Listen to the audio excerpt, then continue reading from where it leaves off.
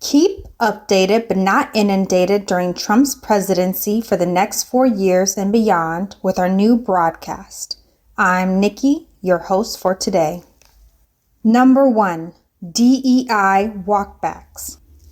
This Friday, U.S. District Judge Adam Abelson in Baltimore blocked executive orders from President Donald Trump ending government support for programs promoting diversity, equity, and inclusion. National Association of Diversity Officers in Higher Education, the American Association of University Professors, and others filed a lawsuit against the executive orders, arguing that many of the executive orders carried language that violated the First Amendment protecting free speech and were a blatant overreach of a presidential authority. The injunction temporarily blocks the Trump administration from requiring grantees and contractors to certify that they aren't in any way promoting DEI. In his ruling, Abelson found reason to believe the orders are unconstitutionally vague. Federal contractors and grantees have shown they are unable to know which of their DEI programs, if any, violate federal anti-discrimination laws and are highly likely to self-censor because of this certification provision, he states in his written opinion. Companies that rolled back their DEI to comply with the executive orders are also facing backlash. Target, in particular, has lost an estimated $15.7 billion and 4% of their foot traffic since it ended their DEI initiatives and the boycott began. Although they have yet to change their stance, the daughters of one of Target's co-founders, Ann and Lacey Dayton, have spoken out about the decision to scale back DEI efforts, calling it a betrayal. For more information, please see the links in the description. Number 2. Department of Education. As part of Trump and Elon Musk's plan to make the government more efficient, cuts and possibly shutting down the Department of Education have been discussed. 15% of all public school funding comes from federal funding, and although it's only a portion of most schools' budget, it is a significant cut that would have a lasting and resounding change to our public school systems. Schools located in lower-income counties would experience even more significant budget cuts since they generally receive more federal funding to make up for their lack of local funding.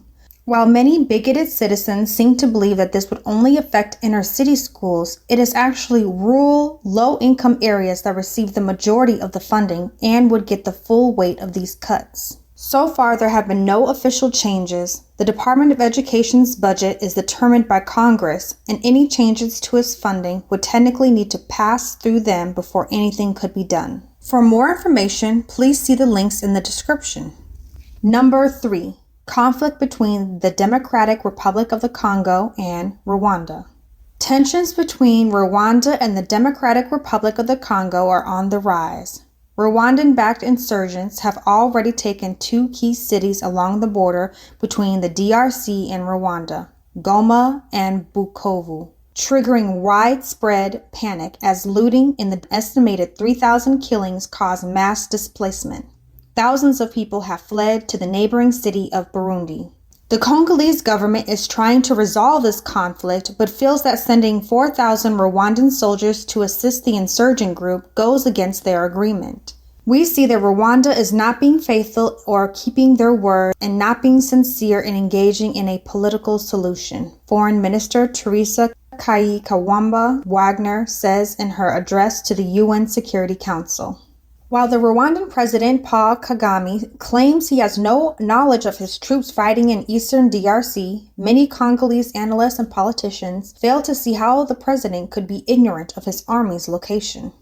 Much of the world has turned a blind eye to these complaints since they have allied themselves with Rwanda and look to benefit from the DRC's natural mineral resources worth trillions of dollars.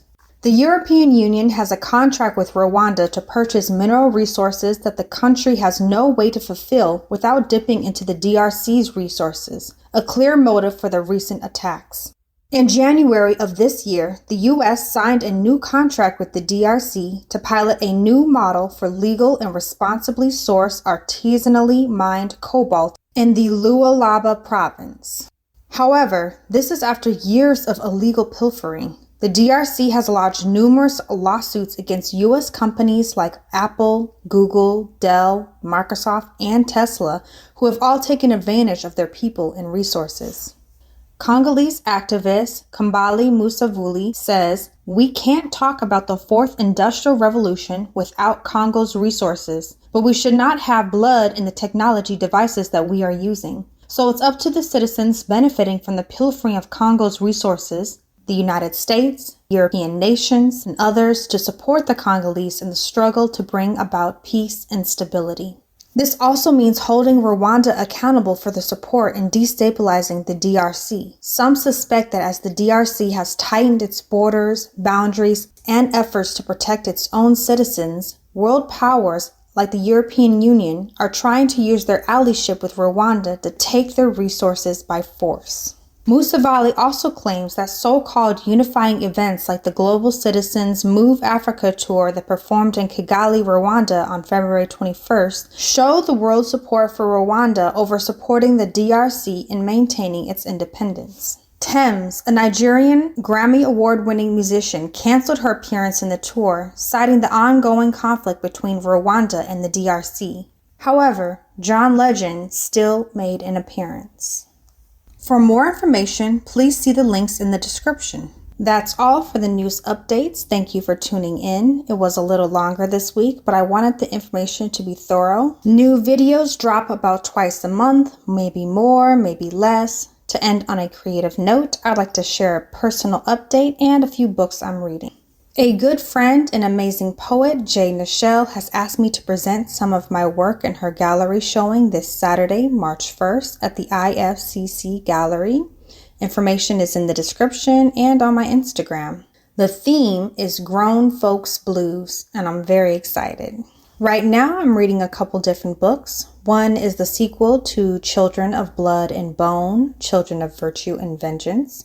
Just as with the first, the characters and their relationships are vivid and complex. I'm so excited to see the movie versions of this series, and I hate that we have to wait until 2027. The Henna Wars follows a Bengali immigrant in Ireland, and already I have to say I love the non-US setting. However, much is still the same in regards to being brown in a majority white environment, while also navigating being a lesbian in a family from a repressive culture. If you would like to learn about Bengali culture and read about a blossoming lesbian romance, I highly recommend it. Unfortunately, the racism and microaggressions hit a little too close to home for me to thoroughly enjoy, but I absolutely love the writing and hope to read more by this author. If you'd like to support this broadcast and our other creative projects, check out the links in the description. Also, please subscribe. We are almost up to 50 subscribers, which would mean we can go live. Again, thank you for tuning in.